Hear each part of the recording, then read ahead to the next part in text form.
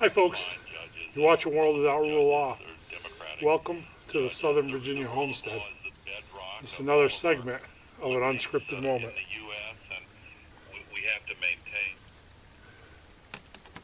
So today, it's pretty nice out. It's high 40s, and I'm just trying to shift gears a little and work out here outside. I'm taking a little coffee break. I've got my coffee press, and I have coffee which we really like. It's French roast. We grind it ourselves. We buy it in the beans. It stays fresher. And I just put the water here in the press. This is the first time I'm trying out this Stanley cook pot. It came with 2 cups, but I've only got 1 for today's purposes. I'm going to pour the water in.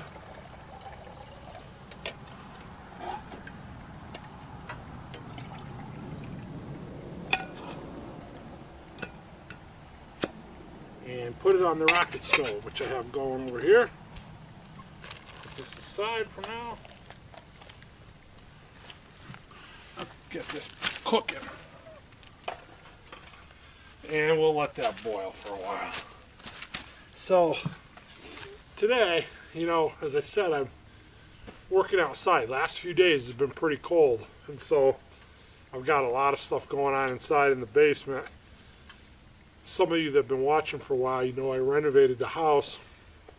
We bought it a couple of years ago, and I've got it. There's some still odds and ends that need to be done, but for the most part, it's livable and 90-something% complete. So I kind of shifted gears into the basement. I got a lot of electrical work, and what I did last week, I started work on a workbench and started setting up a little bit of a shop. Now, I'm not much of a woodworker or whatever, but I got a couple little tools, and we're actually, my wife and I are building my stepdaughter a bookcase. And I thought about making a video about that, but who wants to watch some knucklehead nail a couple boards together?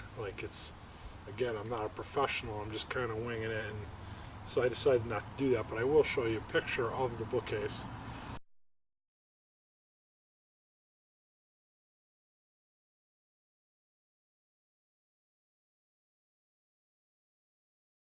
It's completed. I got to dab up some nail holes and caulk where the trim comes together or whatever, but it's just very simple pine rustic bookcase. So last few days it's been real cold, so I've been working on that. Today, as I said, it's pretty sunny for the most part, in and out of the clouds, but it's been warm, so I want to get back out here. I'm trying to clean up some branches in the yard, and as well as I collected all the leaves, and a friend of mine from church has a real big property. He's been mulching leaves, and I got to actually go get another load, but I took some leaves from him. I'm trying to gather the leaves and just put them in a huge pile so that I can get some kind of compost going. And I know that takes some time, but figured, get it started in the future. That'll be some good soil, something good to add to the garden beds. I'm in the process of wanting to make some beds. I got some metal and some other materials, so I'm going to chronicle that probably in the time to come as I get nice weather. But today, just wanted to touch base quickly, talk about change, right? Who was that philosopher or whoever said the only constant in life is change? Words to that effect. So my wife and I bought this house. It's 2 acres. We are surrounded by 850 acres of farmland. And there's covenants in place on that property. We researched it a little before we bought, to restrict building and different things. It can be agricultural or, recreational land. And the people that own it just put it on the market for sale. I just saw it the other day on Zillow. And it's a pretty good chunk of money. It's 850 acres, right? So it's not cheap. But it completely surrounds us on three sides. So naturally that was a concern when I saw that. But those covenants are still in place, so the likelihood of them selling it, it's a pretty good chunk of money, is, in my estimation, slim. Although, the market could be depressed in the area, but upper end properties like that always seem to have their own market, right? People come from all over. But because it wouldn't really be attractive to a builder, because he can't develop it to the degree that somebody would probably like to, makes it, not efficient, not cost effective.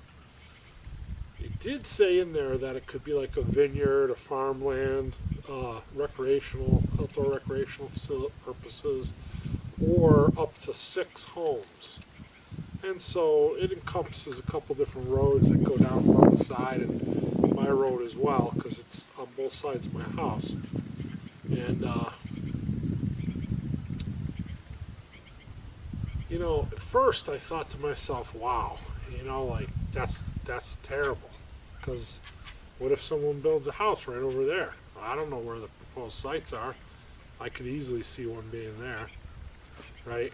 As I look around now past my tree line, it's all farmland as far as the eye can see, and the mountains in the back. Now, am I going to wake up someday and look over there and see a big giant brick house? Because if anybody does build, there's going to have to be somebody with money, because you're putting 6 houses on 850 acres. They're not going to be little shacks, right? So I kind of went through the whole gamut, being disappointed. First it almost made me sick to a certain degree, because I'd always thought that with those covenants, the land would never go for sale. And if somebody has millions of dollars to buy a property like this, could they pay or go through the court system and manipulate it to circumvent those covenants?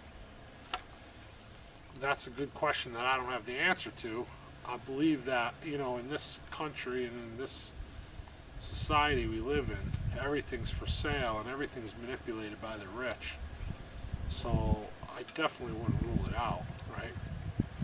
But if the covenants hold, then I think we'll be okay.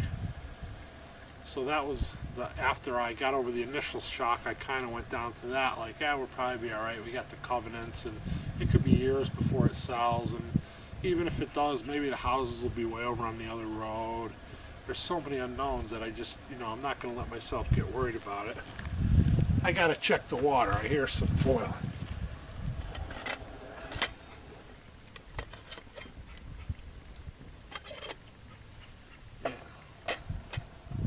Rocket stove heats up pretty good. It's almost boiling to the point where I can add it to the coffee. So that was my backup position. I kind of came down a notch. Could we have prevented that in the way we set ourselves up from the beginning? I.e., a different property, whatever. Maybe. Probably not.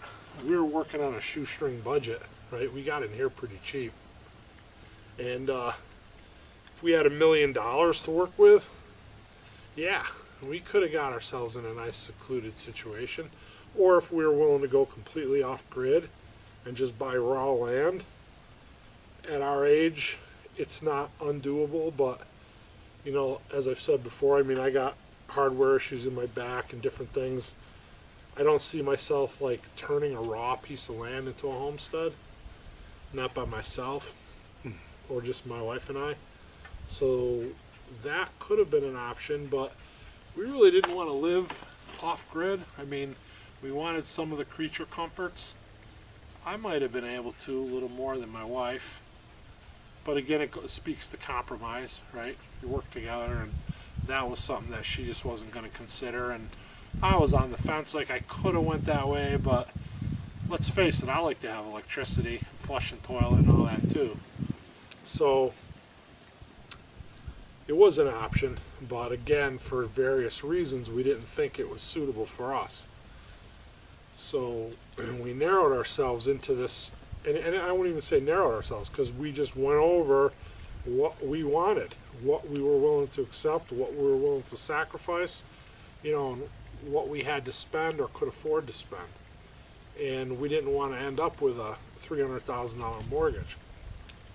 And so, and we both had really good jobs at the time, a couple jobs each. We could have probably qualified for that, but we just didn't want, we wanted to set ourselves up for the next phase, which is retirement, and a reduction in income comes with that. So we found this place, and it's affordable, and we did the renovation, and the rest is history, right? I chronicled most of it on video.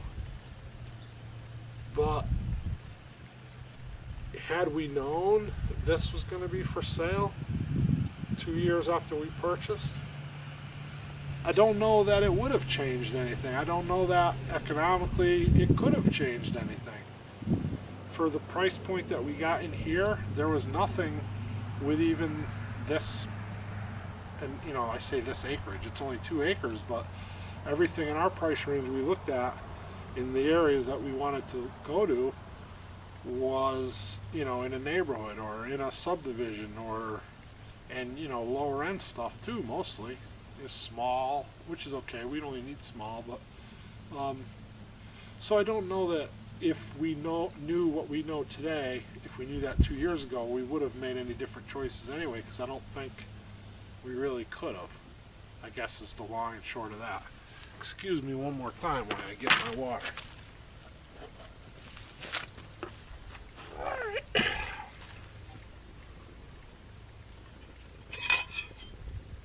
Oh yeah. So, let's see. Bear with me for a second while I mix this up.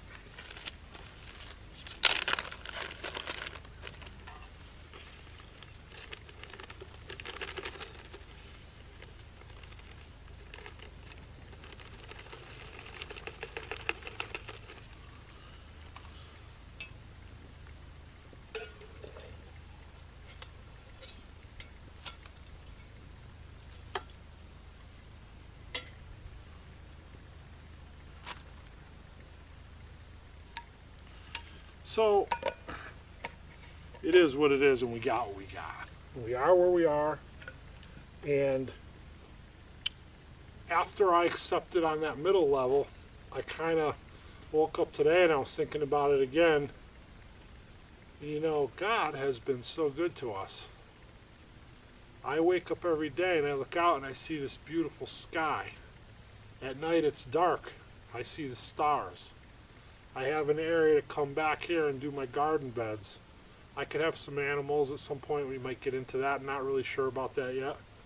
But, I could have a fire here. We have a fire pit over there. We got a pretty nice setup here. A couple houses pop up in this farmland. Is that going to be the end of the world for us? No. Even if, worst case scenario, some developer was able to manipulate his way around the covenants and put in a big subdivision. First of all, this area, I don't know that there's even a market for that. And let's just say that there is. And, 187 houses go up on a couple roads through here. Is it going to impact our quality of life or our way of life? Maybe a little bit.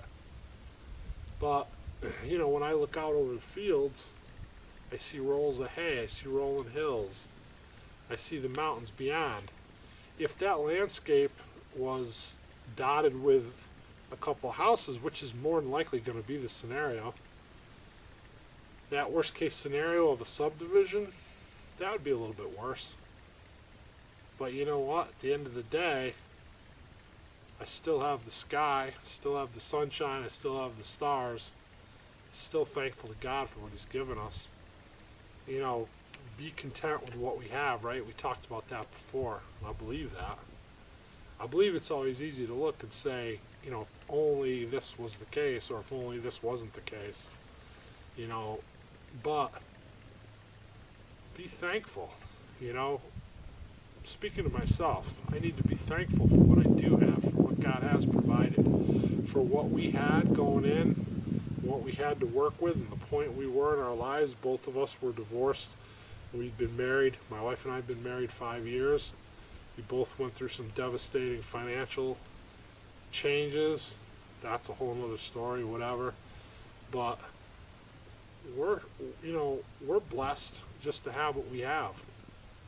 And yeah, I'm not crazy about the possibility of what's going to come for this 850 acres around me, but God's in charge. God's in control. He knows. He knows what we need, and He'll make sure we have it. And I said this before in other videos too. We may not have what we want, but we'll have what we need. God supplies our need, not our greed. Maybe I need to humble myself. Maybe I need to realize that for the economical position we're in life, we're lucky to have what we have. And I know it isn't luck, right? We're blessed to have what we have. And would I like to get up every day and look out over a vast field of unencumbered farmland? Absolutely I would. Do I need to? It's not going to change my life. It's not going to negatively impact us to a point where we'll suffer. Is it ideal? Am I going to have to still struggle with that? Like getting my mind around all that, the possibilities? Yeah, a little bit. But God will get me there. And He is getting me there already, because I've already, I revved up and started here and went to here, and now I'm here. And so I just wanted to, kind of talk about that a little, because I think so often in life, and this isn't a new subject, we've talked about it before, but so often in life we do that, We look for what is, or, what could be, or what might be, or what we want to be, rather than what is. And oftentimes, what is a blessing in itself. And that's certainly the case for us. My wife and I, and even though, she's a breast cancer survivor, I fractured all the vertebrae in my back. I got rods in my back. I got issues. I have affliction. She has affliction. But we have a measure of health. That is good. For any of you that are a member of Sam's Club, we get the Sam's Club generic club brand coffee. It's called something, and I can't think of it right now. But it's French roast. We get it in the whole bean. We grind it just before we brew it. Boy, is it good. And it's not painfully expensive. There's a lot of good coffees out there, and some of them you got to remortgage your house to buy 10 pounds of it. Anybody who's a Sam's Club member, you like dark roast, French roast coffee, I recommend trying it. And anyway, we have a measure of health. We have blessings every single day. I'm able to be out here, and you know what? 10 years ago, 15, 20 years ago, I could have been out here 12 hours a day. All these things that I look around that I see that I need to do, I could have done in a month's time 20 years ago. How long is it going to take me now? Who cares? It'll take as long as it takes. Because I'm at a point now, too, where I'm not going to get caught up in the stress and the rat race of the world. I'm going to make it a priority to be thankful every day for what God gives me, and not to focus on what He chooses not to give me. And most of what He chooses not to give me is stuff I don't need anyway, and it's stuff that I would just consume upon my lust, as the Bible says. Believe me, I can go down that road. I mean, stop at the John Deere dealer or the Kubota dealer, start looking at attachments and different accoutrements and things. I can really get an eye for some stuff. I could spend $100 grand in there in about 20 minutes. But you know what? That's a struggle within me, and God is trying to teach me something. He's trying to teach me to be happy with what I have. He's trying to teach me humility. Whatever else he's trying to teach me, I have to just be receptive to as well. Again, I'm at that point where I want to get up. I want to come out here, do what I can. I want to kick the football forward at whatever pace that is. And there's times when I can't even straighten my back up. That pace is going to be slow. There's other times when I can, I will. But right now, I worked a couple hours. Well, this morning I was inside. I'm working on a video for church that I'm doing with the youth group. So that took some time. I was working on that for a few hours, and I realized it was not, getting nice out. So I shifted gears. I came out here. I worked for a couple hours, but you know what?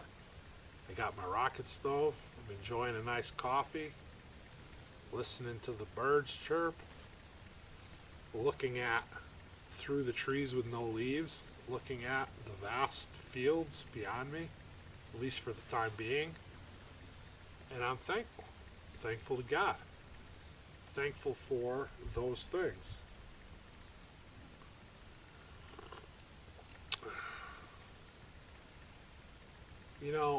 One of these days, I'm going to try to, I can't walk with the camera because it shakes all over the place. I got to get a selfie stick or something. I got an old tripod that the thing hinge broke on it. Maybe I could take one of the legs and use the top and make a selfie stick. I don't know. I'd like to take a walk around the perimeter of my property on the other side, on the farmland side, and just show you. But you know what? I will show you. But I'm going to pause you so it's not too painful.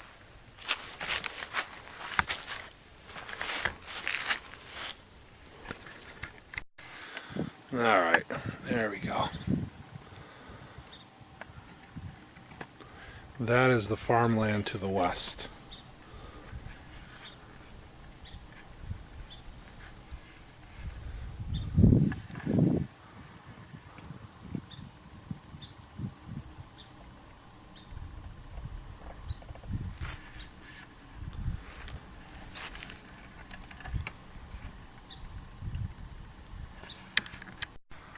And out there is to the north.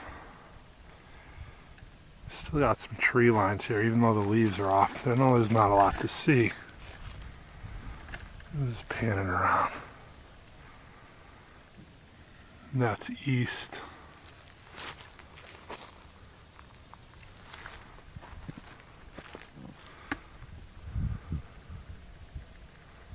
And then the front of the house is south.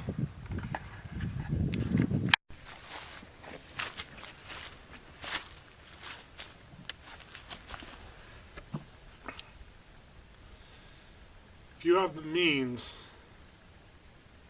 and the ability,